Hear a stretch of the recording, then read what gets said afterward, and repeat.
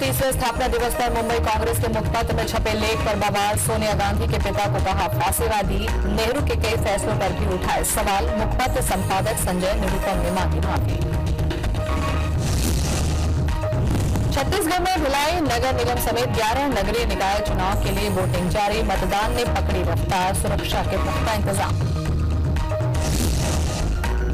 MP में आज भाजपा जिला अध्यक्ष के नाम का हो सकता है ऐलान। रविवार को दिन भर चली रायशुमारी, कई जगह मारपीट की नौबत भी आई सामने। इंदौर में परिवहन विभाग के आरक्षक के घर लोकायुक्त ने मारा छापा। करोड़ों की संपत्ति हुई बरामद। अन्नपूर्णा नगर में कार्रवाई जारी। और देश के टॉप 3 में शामिल हुए रायपुर और इंदौर के एयरपोर्ट। साल भर में 10 लाख से ज्यादा यात्रियों ने फ्लाइट से किया सफर। Line is brought to you by Synchrony Apricot Private Limited और Sumit Gems and Jewelers Private Limited।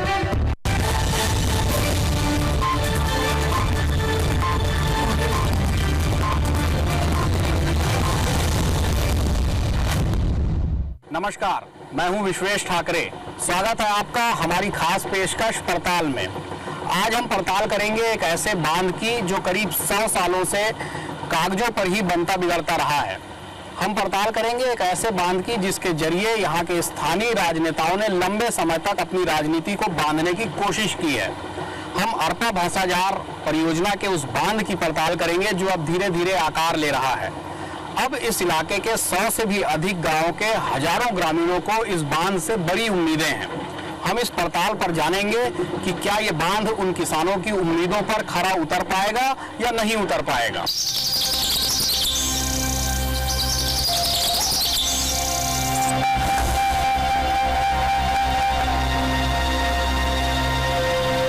Bilaspur जिले का अरपा भैंसाजार बैराज रतनपुर कोटा मार्ग पर स्थित है। यह निर्माणाधीन बैराज। यूं तो ये दूसरे बैराज यानी छोटे बांधों जैसा ही है, लेकिन इसके साथ जुड़ा इतिहास इसे अलग करता है। बार बार बनकर फाइलों में गुम हो जाने वाली योजनाएं, रुकावटें और लोगों की उम्मीदें इसे महत्वपूर्ण बना देती हैं। 1900 के आसपास यहाँ अकाल बार बार भूखमरी के हालात पैदा कर रहा था। तब सबसे पहले 1907 में अरपा नदी पर भैंसाजार गांव के पास 30 मीटर ऊंचे बांध की योजना बनी। अंग्रेजों ने 1900 से 1930 के बीच बिलासपुर के जिले के आसपास सिंचाई के लिए 3 बांधों की योजना बनाई। खारून नदी पर खूंटा घाट में खारंग जलाशय, मनियारी नदी पर खुड़िया बांध और अरपा नदी पर भैंसाजार बांध। इन तीनों में से 1930 तक खूंटा घाट और खारंग बांध बन गए, लेकिन पता नहीं क्यों भैंसाजार बांध की योजना आगे ही नहीं बढ़ी। मामला ठंडे बस्ते में चला गया और 1968 तक रतनपुर कोटा इलाका सिंचाई की सुविधा नहीं होने से कई बार अकाल की चपेट में आता रहा। 1969-70 के दौरान तो इस इलाके के गांव में इतना भीषण अकाल पड़ा कि ग्रामीण कड़वे कंदमूल खाकर किसी तरह जिंदा रहे। बद से बदतर होते हालात में जन आक्रोश को भड़का दिया। इसी दौरान स्थानीय समाजवादी नेताओं ने रतनपुर कोटा इलाके के हजारों ग्रामीणों के साथ बिलासपुर कलेक्ट्रेट तक पद यात्रा निकाली और अरपा भैंसाजार बांध के निर्माण की मांग की, जिसके बाद तत्कालीन कलेक्टर ने इलाके के सूखा प्रभावित गांव में तुरंत राहत कार्यों की शुरुआत की। पर क्या भैंसाजार बांध मुकम्मल हो पाया? 70 के समय में बहुत भीषण अकाल था इस एरिया में, वर्षा नहीं हुई थी।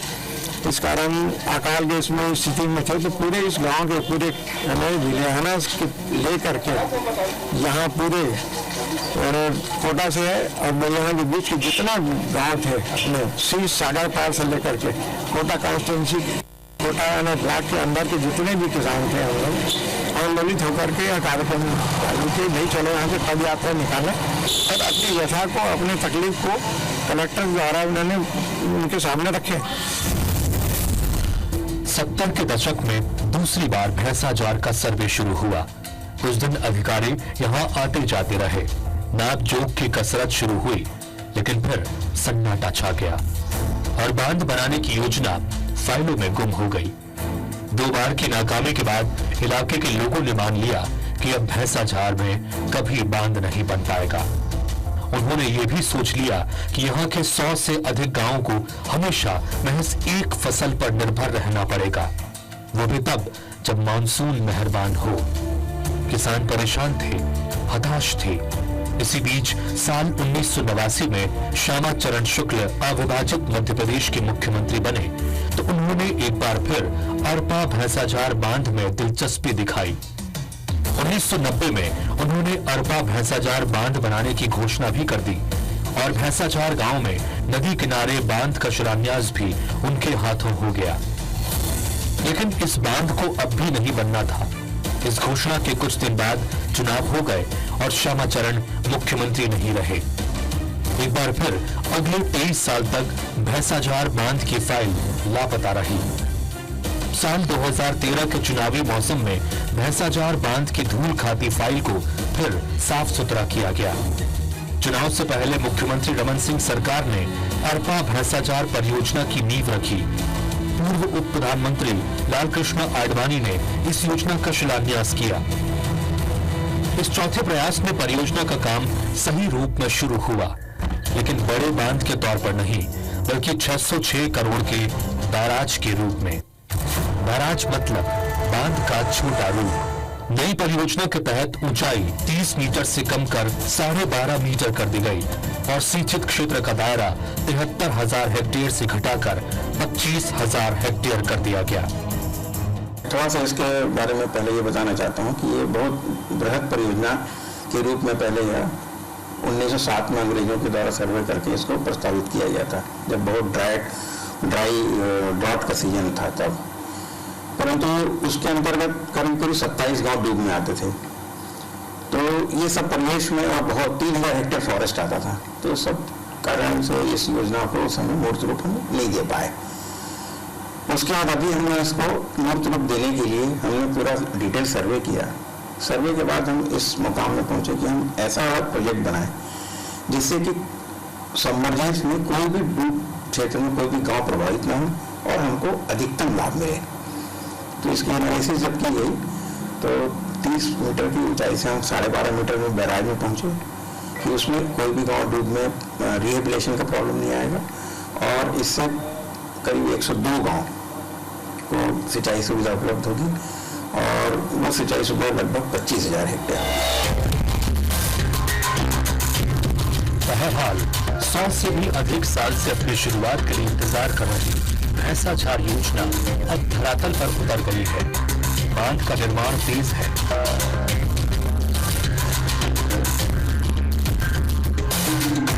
भविष्य में इससे बेहद लाभ की बात की जा रही है, लेकिन अभी तत्कालीन स्थिति में क्या इससे यहाँ आसपास रहने वालों को कोई लाभ मिल रहा है या नहीं, ये देखते हैं।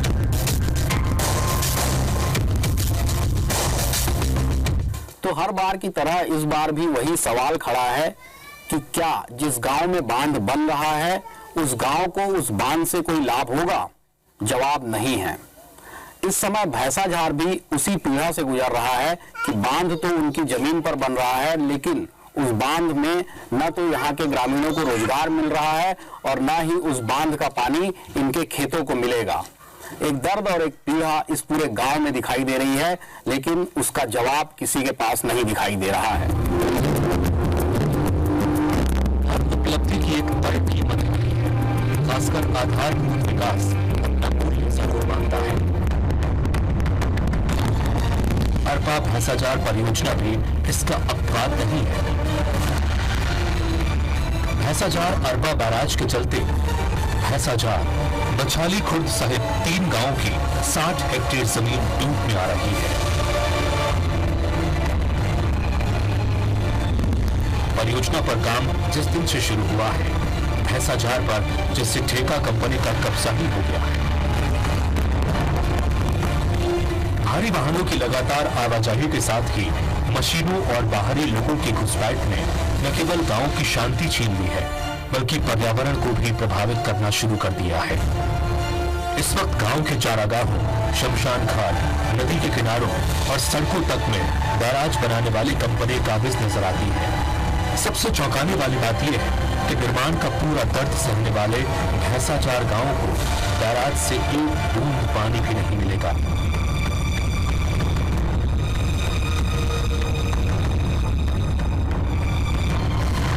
ये बात यहाँ के लोग भी जानते थे, लेकिन उन्हें सरकारी अधिकारियों ने यह आश्वासन दिया था कि जब बांध बनेगा तो भैंसाचार, बछाली खुर्द और आसपास के सभी गांवों के ग्रामीणों को 2 साल तक रोजगार मिलेगा।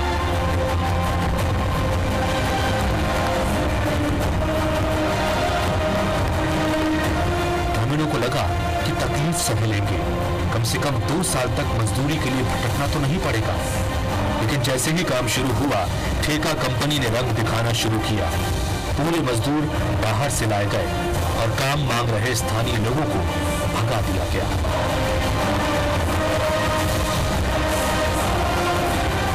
पूरा यहाँ जो बांध बन रहा है सर, टोटल बाहरी आदमी रखे हैं सर, गांव वाले तो रखे नहीं है। इधर किसी प्रकार से कोई लाभ नहीं हुआ है।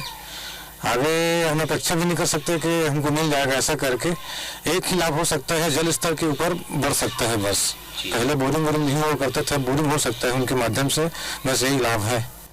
हम लोग कुछ काम बुता में रखबे नहीं करे और गांव के हम निस्तारी है और निस्तारी के का कुछ हम लोग घाटा है। हमरा गरुआ गाय मनखे जीव जंतु सब के घाटा है कि नहीं।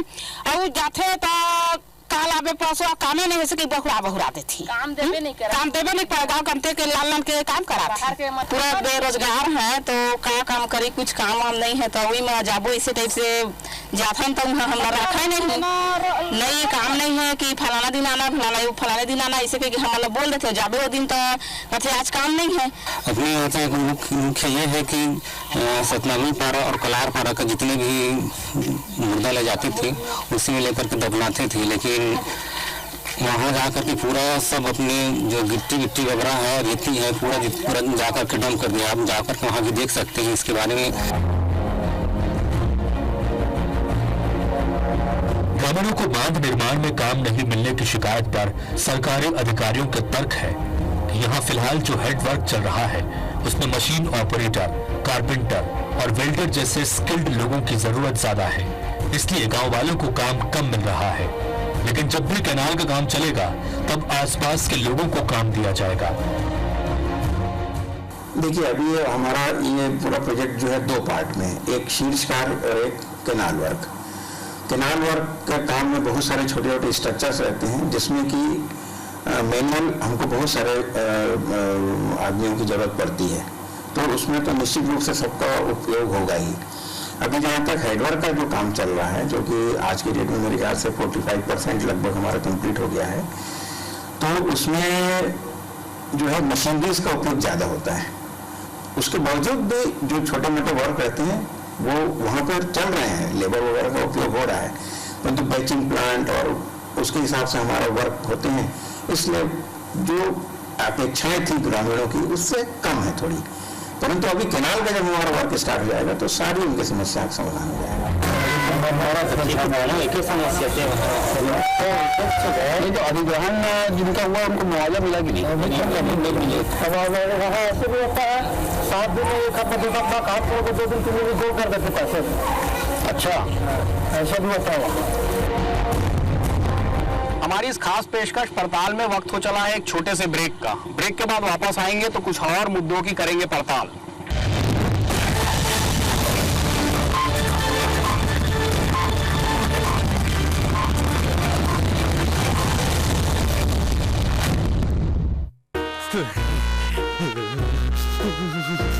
लगता है इसके पास नहीं है।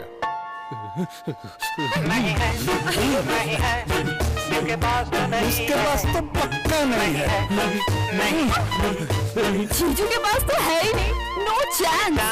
अरे क्या नहीं है मेरे पास? डॉलर अल्ट्रा थर्मल्स, जो है एकदम पतला और स्टाइलिश और रखे आपको अंदर से बिल्कुल गर्म। Dollar ultra thermals. बॉस, विश्वसनीय छत्तीसगढ़, विश्वसनीय डेयरी ब्रांड देवभोग अमृतसर दूध 100% शुद्ध। छत्तीसगढ़ के ग्रामीण अंचल से रोजाना लाया गया देशी गायों का शुद्ध दूध देवभोग के आधुनिक संयंत्र में उपचारित होकर बनता है देवभोग UST दूध। नायब डेयरी प्रोडक्ट्स की रेंज में अब देवभोग की नई पेशकश, 90 दिनों तक ताजा रहने वाला दूध, देवभोग UST दूध। शुद्धता और ताजगी से भरपूर देवभोग पनीर, घी, लस्सी, मसाला मठा, मीठा दही, फ्लेवर्ड मिल्क, श्रीखंड और पेड़े देवभोग के। छत्तीसगढ़ राज्य डेयरी फेडरेशन के देवभोग उत्पाद सबसे ताजा, सबसे शुद्ध। संपर्क करें 9203911391।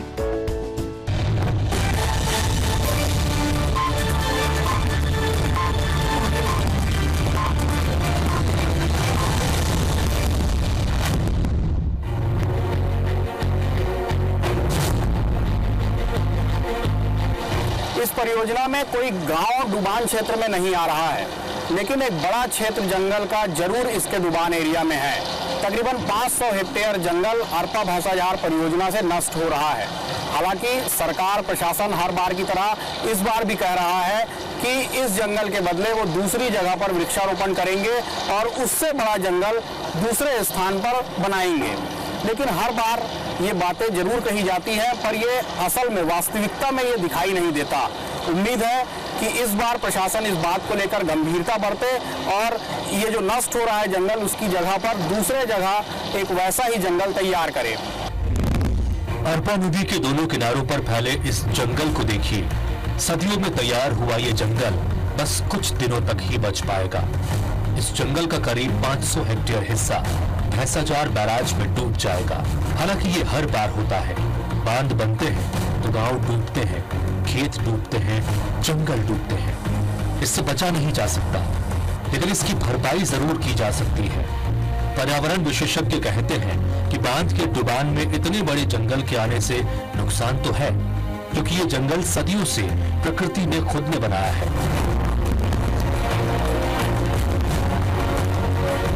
अब ऐसा जंगल नहीं बन पाएगा, लेकिन बांध के कारण यहाँ जलीय पक्षियों का नया डेरा भी बनेगा। विशेषज्ञ सलाह देते हैं कि इस बैराज के साथ अगर एक पन बिजली योजना भी बना दी जाती तो इसका पूरा दोहन हो पाता। इससे लाभ भी है और हानि भी है। हानि हमें यह है कि हम एक बहुत मौलिक जंगल में खो बैठेंगे जिसकी क्षतिपूर्ति कभी नहीं हो सकेगी। फिर से ऐसा जंगल बनाना बहुत कठिन है। ये प्राकृतिक जंगल है और लाभ यह है कि जब ये परियोजना बनेगी और जो पानी रुकेगा उसमें तमाम जीव जंतु, जलीय प्राणी यहाँ पे आके रुकेंगे। प्रवासी पक्षियों का डेरा लगेगा, एक पर्यटन स्थल बनेगा। पर एक चीज़ और होनी थी कि हम यहाँ इस परियोजना के साथ एक जल विद्युत परियोजना, चाहे वो 10 मेगावाट की ही क्यों नहीं होती, उसे अभी हमें ऐड कर लेना था, जैसे बांगों में किया गया है। इसमें इस चीज़ की कमी मुझे दिख रही है।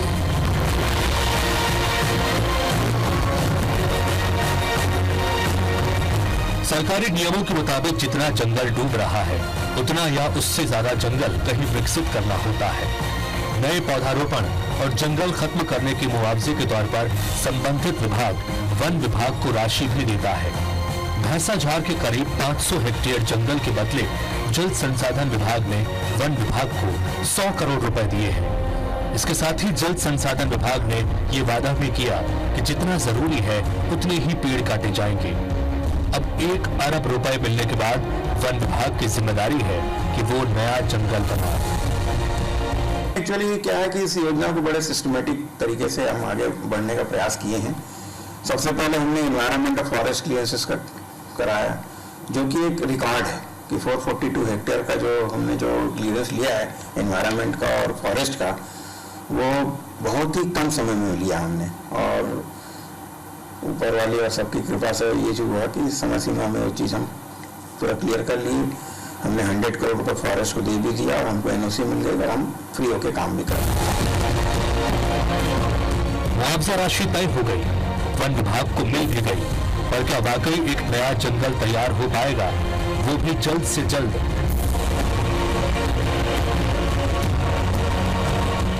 बीते सालों में जिस तरीके से प्रदेश में निर्माण कार्यों में भ्रष्टाचार की बातें सामने आई हैं, उससे प्रदेश सरकार बेहद डरी हुई है। लिहाजा ये नियम बनाया गया है कि जहां पर भी बड़े निर्माण कार्य होंगे, वहां पर साइट पर ही जहां निर्माण कार्य चल रहे हैं, वहां पर एक प्रयोगशाला स्थापित की जाएगी, जो डे बाय डे उस निर्माण कार्य में इस्तेमाल हो रही सामग्रियों की गुणवत्ता की जांच करेगी। भैंसाझार परियोजना, जो कि तकरीबन 800 करोड़ की परियोजना हो गई है, वहां पर भी ये प्रयोगशाला स्थापित की गई है। लेकिन जैसा कि आप देख सकते हैं कि प्रयोगशाला के नाम पर महज औपचारिकता ही यहाँ पर नजर आती है। इस प्रयोगशाला में जो सीमेंट क्यूब हैं वो तो दिखाई देते हैं, लेकिन बाकी मशीनों की स्थिति और स्टाफ या विशेषज्ञ जो कि ये प्रयोग करते हैं वो कहीं नहीं दिखते। हम जब यहाँ पर पहुंचे थे तो इस लैब में ताला लगा हुआ था और उसके बाद यहाँ पर इक्विपमेंट के नाम पे कोई बहुत ज़्यादा बेहतर सुविधाएं यहाँ पर नहीं दिखाई देती हैं। जैसा कि आप देख रहे हैं कि इक्विपमेंट के नाम पर यहाँ पर तकरीबन नहीं के बराबर ही मशीनें हैं या नहीं के बराबर ही सामान है। तो अब आप सोच सकते हैं कि एक ऐसी परियोजना जो तकरीबन अभी 800 करोड़ की पहुंच गई है, उस परियोजना की गुणवत्ता, उस परियोजना की क्वालिटी कंट्रोल पर कितना ध्यान ये विभाग दे रहा है, कितना ध्यान इस निर्माण कार्य को करने वाली एजेंसी दे रही है। लिहाजा सरकार के नियम के मुताबिक यहाँ पर प्रयोगशाला तो बना ली गई है, लेकिन उस प्रयोगशाला में जिस तरीके से काम होता दिखना चाहिए वैसा कहीं पर दिखाई नहीं दे रहा है। तो वो डर जो अभी सरकार के मन में है कि बड़े निर्माण कार्यों में भ्रष्टाचार हो रहा है या होता है, वो डर भी अभी भी भैंसाझार परियोजना को लेकर बना हुआ दिखाई देता है। सरकारी निर्माण कार्यों की गुणवत्ता हमेशा से संदेह के घेरे में रही है। बीते सालों में प्रदेश में कई नए बने बांध, एनीकट, पुल और सड़कें घटिया निर्माण के चलते ढह चुके हैं। ऐसे में कई 100 एकड़ रुपए की इस महत्वाकांक्षी परियोजना में क्वालिटी कंस्ट्रक्शन एक बड़ा सवाल है। जल संसाधन विभाग के निर्माण सामग्री की क्वालिटी परखने वाली central lab Bhainsajhar barrage site से करीब 40 किलोमीटर दूर स्थित है, लेकिन सरकार के दबाव और जल संसाधन विभाग की सावधानी ने इस साइट पर ही एक लैब स्थापित की। यहाँ के कर्मचारी बताते हैं कि इस लैब में डे टू डे निर्माण सामग्री सीमेंट के क्यूब की जांच की जाती है। ये अलग बात है कि जब लगातार 2-3 दिन तक हम यहाँ गए तो हर बार लैब में ताला लगा दिखाई दिया। अंदर मशीनें भी कम दिखाई दी और कोई क्वालिटी कंट्रोल का काम वहां सतत चल रहा है ऐसा बिल्कुल लगा नहीं। लेकिन प्रोजेक्ट के इंचार्ज का दावा है कि लैब में पर्याप्त मशीनें हैं और नियमों के मुताबिक वहां लगातार टेस्टिंग चल रही है। क्वालिटी कंट्रोल का बेसिकली यहाँ पर सेंट्रल लैब है सक्रिय में, और जो क्वालिटी कंट्रोल के आरओ रहते हैं वो यहीं से कंट्रोल करते हैं। परंतु हमारा स्वयं का ये निर्णय था कि एक क्वालिटी कंट्रोल की यूनिट साइड में भी रखी जाए, और उसी दृष्टिकोण से हमने वहाँ पर एक लैब बनवाया at the cost of contractor. हमने लैब बना करके उसमें सारे इंस्ट्रूमेंट रखे जो कि हमको वहाँ पे जरूरत है। हर बार की तरह इस बार भी सरकारी एजेंसी अपना काम बेहतर ढंग से करने का दावा कर रही है। हालांकि लोगों के जहन में अब भी यही सवाल कौंध रहा है कि क्या 100 से भी ज्यादा सालों की तपस्या के बाद बन रहा भैंसाझार बैराज सालों साल टिका रह पाएगा।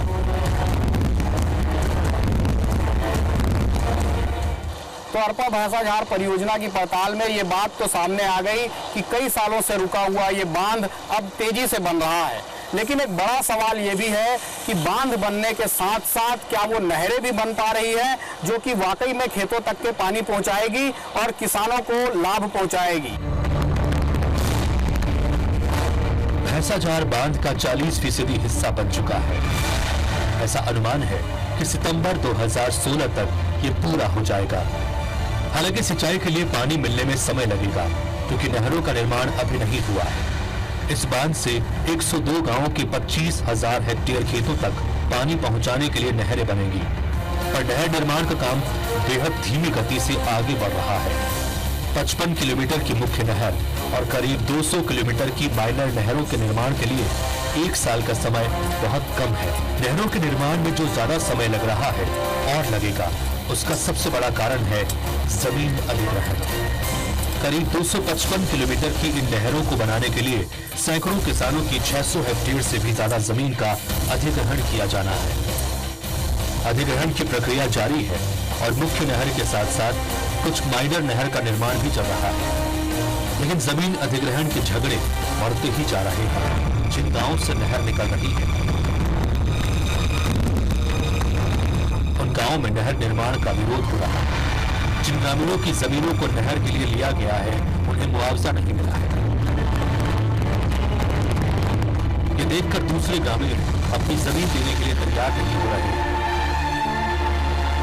इसी तरह कई जगहों पर यह आरोप भी लग रहा है कि प्रभावी लोगों की जमीन आने से नहरों को डायवर्ट किया जा रहा है। नहर की खुदाई कर रहे हैं, ना ही कोई उनको मुआवजा मिला है और ना ही अभी तक कोई नोटिस जारी हुई कि आपको मुआवजा दिया जाएगा, आपकी जमीन का करके कितना मुआवजा दिया जाएगा, क्या है कैसा करके। कुछ दिनों पूर्व पटवारी के द्वारा सर्वे किया गया था और अभी तक तो कोई मुआवजा मिला नहीं है और उल्टा शासकीय मुर्रूम की खुदाई अवैध तरीके से की जा रही है और उसमें अपना उपयोग कर रहे हैं वो लोग। 300 लोगों को करीबन नहीं मिल पाया है और नहर से बहुत परेशान है। सर्वे भी कई बार बदल के कर रहे हैं। कोई अच्छे पार्टी आ जाते हैं तो उनका तरफ का खेत और जमीन को छोड़ देते हैं, गरीबों के खेत तरफ निकाल रहे हैं। मुआवजा तो भी कुछ नहीं मिला है, धान फसल कटने के बाद ये करेंगे बोल दिए। तो कतेक मुआवजा दी कुछ ऐसे बोले नहीं? अंदाज हमको लिस्ट में नहीं पता चला तो कहाँ से हम कुछ नहीं बताया गया नहीं है। पटवारी लोग लिस्ट बनाए थे। नहर बनने से तो पूरा लगानी जमीन जा रहा है भैया। मुआवजा कहाँ मिल रहा है? क्या बोल रहे हैं? अभी तो कोई पता नहीं है मुआवजा का। अब जल संसाधन विभाग ये समझ नहीं पा रहा है कि वो इस समस्या से कैसे निपटे। अधिकारियों के मुताबिक उन्होंने मुआवजे के 83 करोड़ रुपए राजस्व विभाग में जमा करा दिए हैं। अब राजस्व विभाग जितनी जल्दी अधिग्रहण करेगा और जमीन जल संसाधन विभाग के नाम ट्रांसफर करेगा, उतनी ही जल्दी नहर बनेगी। नहरों को लेकर उतना गंभीर प्रशासन दिखाई नहीं दे रहा है। अब देखना है कि जिन अपेक्षाओं को लेकर ये बांध यहाँ पर बनाया जा रहा है, क्या वो किसानों की उम्मीदें पूरी हो पाती है या नहीं। हमारी खास पेशकश पड़ताल में बस यहीं तक के। अगले हफ्ते फिर आपको ले चलेंगे एक नई पड़ताल पर। कैमरामैन उमेश मौर्य के साथ विश्वेश ठाकरे, IBC 24 बिलासपुर।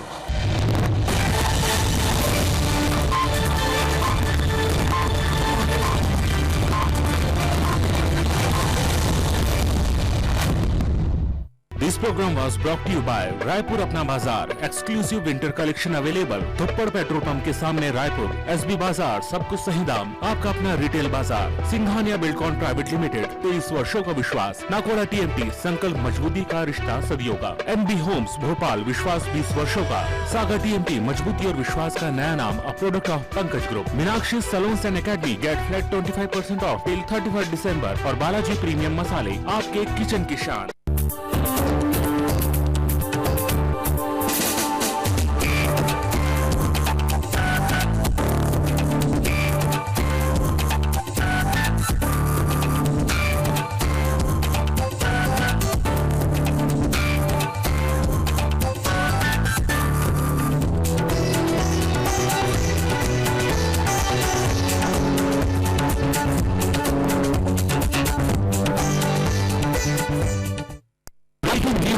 मारुति कारों पर साल का सबसे बड़ा बचत व एक्सचेंज ऑफर, लाभ उठाने का आखिरी मौका। कीमतें बढ़ने से पहले बुक करें अपनी पसंदीदा मारुति कार। मास्टर जी, मैं गाँव में सबको बता दूं। क्या हो रहा है मास्टर जी? काहे बुलाए हमका? तरक्की का हिस्सा बनाने मुन्ना। तरक्की? देखो मुन्ना, पहले गांव में रही बैलगाड़ी, फिर आई साइकिल, मोटरसाइकिल, दिखा है तरक्की।